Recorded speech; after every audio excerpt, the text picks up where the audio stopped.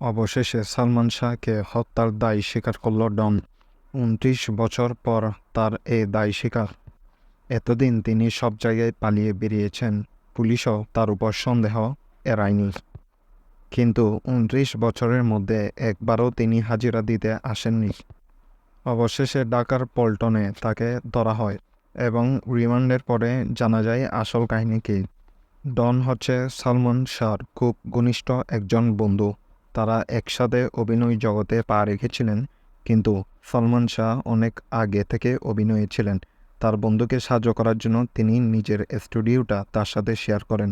এতে দুজনই একসাথে অভিনয় জগতে আলো ছড়াতে থাকে। কিন্তু সালমান শাহর যে স্থান তা মূলত দখল করার জন্য ডন একটা বুদ্ধি আঁটে।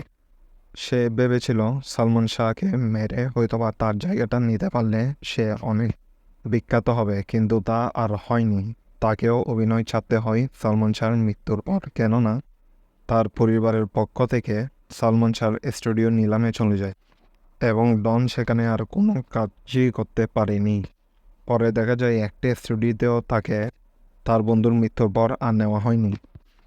তারপর থেকে অভিনয় ছেড়ে দিয়ে পালিয়ে বেড়াচ্ছিলেন ডন। অবশেষে পুলিশ এবং গোয়েন্দা সংস্থার হাতে ধরা খেয়ে স্বীকার করলেন ২৬শে আগস্ট রাতে কী হয়েছিল সালমান শাহর সাথে, কীভাবে তাকে মারা হয় এবং আত্মহত্যার নাম টাইটেল দেওয়া হয়। পুলিশ এও জানায় ৪ দিনের রিমান্ডে আমরা এসব কথা বের করেছি। সামনে আরও অনেক কথা, অনেক অজানা তথ্য আমরা পেয়ে যাব বলে আশা করছি। প্রিয় দর্শক, সালমান শাহর এমন অনাকাঙ্ক্ষিত মৃত্যুতে এত বছর ধরে বিচার না হয়ে শেষে এরকম একটি বিচার। আপনাদের কেমন লাগছে অবশ্যই কমেন্টে জানাবেন। ধন্যবাদ।